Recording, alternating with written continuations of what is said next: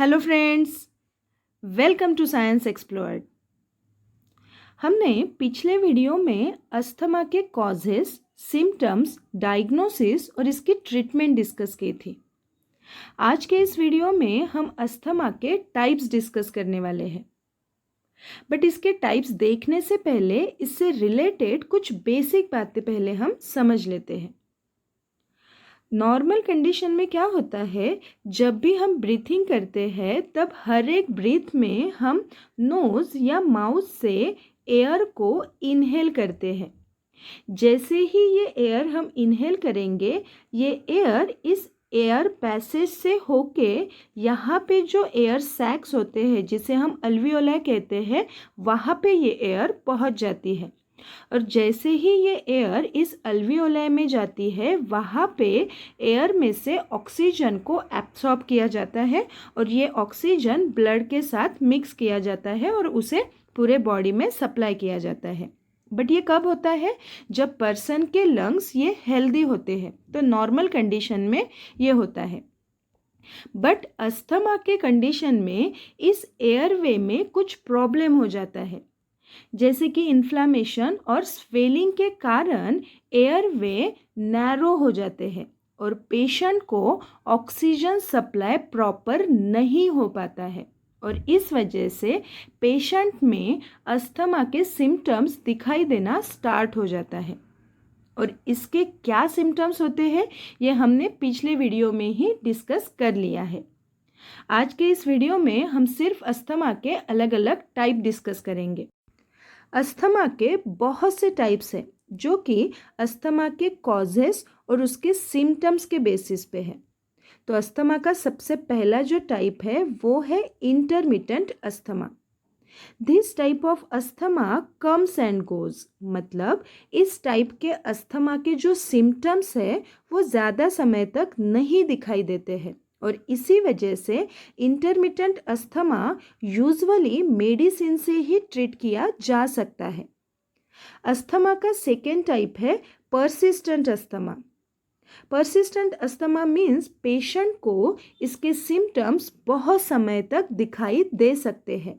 Generally people with persistent asthma have symptoms more than twice a week और इसी वजह से पेशेंट के डेली एक्टिविटी पे इसका इम्पैक्ट पड़ सकता है। इसके सिवियरिटी के बेसिस पे इसके 3 टाइप हैं। पहला है माइल्ड, मॉडरेट और सीवियर परसिस्टेंट अस्थमा। इनमें से जो माइल्ड और मॉडरेट अस्थमा है, दैट मीन्स माइल्ड और मॉडरेट परसिस्टेंट अस्थमा जो है, उसके ऊपर मेडिकल ट्रीटमेंट अगर हम देते हैं तो कुछ हद तक उन पेशेंट को आराम मिल सकता है। बट ये जो सीवियर परसिस्टेंट अस्थमा है, इसके सिम्टम्स पूरे दिन और रात में दिखाई देते हैं और इसी वजह से इसे सीवियर परसिस्टेंट अस्थमा कहा गया है। अस्थमा का तीसरा जो टाइप है वो है एलर्जिक अस्थमा। कुछ लोगों को पर्टिकुलर सब्सटेंस से एलर्जी होती है, मतलब उन सब्सटेंस के अगर वो कांटेक्ट में आते हैं तो उन्हें अस्थमा ट्रिगर बैठता है और उस टाइम उनमें अस्थमा के सिम्टम्स दिखाई देते हैं। अब एलर्जिक सब्सटेंसेस कुछ भी हो सकते हैं, जैसे कि मोल्ड है, पोलन है, पेट डेंडर है, तो ये सारे एलर्जिक सब्सटेंसेस हैं। अस्थमा का नेक्स्ट टाइप है नॉन एलर्जिक अस्थमा, जिसे नॉन एटोपिक अस्थमा भी कहा जाता है। अब ये नॉन एलर्जिक अस्थमा है, मतलब डस्ट या फिर पोलन ऐसे कुछ सब्सटेंसेस से एलर्जिक ट्रिगर पेशेंट को नहीं बैठेगा। तो ये नॉन एलर्जिक अस्थमा होने का क्या रीज़न हो सकता है? तो इस अस्थमा के एग्जैक्ट कॉजेस हम नहीं बता सकते हैं, बट कुछ स्टडी से ऐसे सामने आया है कि ज़्यादा स्ट्रेस लेने से या कुछ पर्टिकुलर बीमारियों से भी अस्थमा हो सकता है, जिसे हम नॉन एलर्जिक अस्थमा कहेंगे। अब इन सारे अस्थमा के टाइप्स के अलावा भी और भी कुछ अस्थमा के टाइप्स हैं, जैसे कि एडल्ट और childhood asthma. Adult asthma start after the age of 18, तो 18 के बाद अगर किसी में अस्थमा के सिम्टम्स दिखाई देते हैं तो उस अस्थमा को हम एडल्ट अस्थमा कहेंगे। और जो नेक्स्ट टाइप है वो है चाइल्डहुड अस्थमा। तो beings before the age of 5, अगर किसी को 5 ईयर्स से पहले ही अगर सिम्टम्स दिखाई देते हैं अस्थमा के, तो उस पर्सन को, उस बच्चे को चाइल्डहुड अस्थमा हुआ है ऐसे हम बोल सकते हैं। कुछ इन्फेंट में भी अस्थमा के सिम्टम्स दिखाई देते हैं तो उसे भी हम बोलेंगे चाइल्डहुड अस्थमा। नेक्स्ट टाइप है एक्सरसाइज इंड्यूस्ड अस्थमा। अब एक्सरसाइज इंड्यूस्ड अस्थमा इसके नाम में ही है।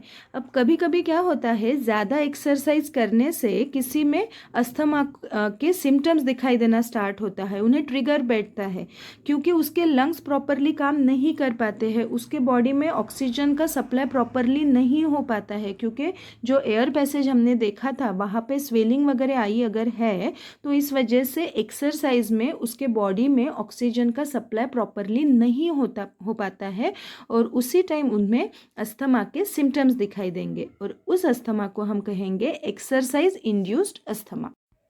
नेक्स्ट जो अस्थमा का टाइप है वो है ऑक्यूपेशनल अस्थमा। अब ये अस्थमा क्या है, तो बहुत से लोग कुछ पर्टिकुलर एनवायरनमेंट में काम करते हैं जहाँ पे इरिटेटिंग सब्सटेंसेस है। अब इरिटेटिंग सब्सटेंसेस क्या हो सकते हैं, जैसे कि वुड डस्ट है, ग्रेन डस्ट है, फंगाई है या फिर कुछ केमिकल्स है। तो इनके कांटेक्ट में अगर वो हर रोज़ आते हैं तो उन पर्सन में अस्थमा के सिम्टम्स दिखाई दे सकते हैं और उस अस्थमा को हम ऑक्यूपेशनल अस्थमा कहेंगे। अस्थमा का जो नेक्स्ट टाइप है वो है अस्थमा COPD ओवरलैप सिंड्रोम, जिसे ACOS कहेंगे। अब इसमें क्या होता है, कोई कोई जो पर्सन होते हैं उनमें अस्थमा के साथ साथ क्रोनिक ऑब्स्ट्रक्टिव पल्मोनरी डिसीज होता है उन्हें, जिसे COPD कहा जाता है। तो किसी पर्सन में अगर अस्थमा और COPD ये दोनों ही कंडीशन अगर एक ही साथ में अगर उसके बॉडी में है, अगर उन्हें ये दोनों ही डिसऑर्डर है तो उनमें कुछ अस्थमा के सिम्टम्स दिखाई देते हैं और उस अस्थमा को हम ACOS कहेंगे। और इन दोनों ही डिसीज़ में, इन दोनों ही कंडीशन में पेशेंट को ब्रीथिंग में ही प्रॉब्लम होता है। तो ये जो टाइप है वो है ACOS। तो यहाँ तक होते हैं अस्थमा के सारे टाइप्स जो कि हमने 1 बाय 1 डिस्कस कर लिए हैं। इसके बाद लास्टली हम अस्थमा के इन जनरल सिम्टम्स डिस्कस कर लेते हैं। तो इसका सबसे पहला जो सिम्टम है वो है विजिंग। अब विजिंग मतलब क्या है, तो जो भी अस्थमा का पेशेंट है जब वो ब्रीथिंग करता है तो ब्रीथिंग के टाइम पे वहाँ पे कुछ पर्टिकुलर साउंड आता है जिसे हम घरघराहट बोल सकते हैं, तो उसे ही हम विजिंग कहेंगे। तो ये अस्थमा का पहला सिम्टम हुआ। दूसरा है कफ। स्पेशली अगर नाइट में किसी को कफ आता है, रात में अगर किसी को कफ आता है तो ये भी एक सिम्टम हम बोल सकते हैं कि ये अस्थमा का है। नेक्स्ट जो है शॉर्टनेस ऑफ ब्रेथ। ब्रीथिंग में जब भी वो ब्रीथ करता है तो उन्हें ब्रीथिंग में दिक्कत हो जाती है। नेक्स्ट है टकीकार्डिया, दैट मीन्स हार्ट रेट में कुछ प्रॉब्लम अगर होता है तो ये भी एक सिम्टम्स है। Next difficulty in breathing. Breathing में डिफ़िकल्टी होगी क्योंकि उसके जो लंग्स है वहाँ पे जो एयर पैसेज हमने देखा था वहाँ पे स्वेलिंग है, तो इसी वजह से उन्हें ब्रीथिंग में डिफ़िकल्टी होती है। नेक्स्ट जो सिम्टम है वो है pale and wet skin, rapid breathing और लास्टली है चेस्ट टाइटनेस। तो ये सारे इन जनरल सिम्टम्स होते हैं अस्थमा के। तो आज का हमारा वीडियो यही तक था। आज हमने कंप्लीट अस्थमा के टाइप्स डिस्कस किए हैं और उसके सिम्टम्स डिस्कस किए हैं। अगर ये टॉपिक आप लोगों को समझ में आया है तो इस वीडियो को लाइक ज़रूर कीजिएगा और इस वीडियो को शेयर ज़रूर कीजिएगा। Thank you.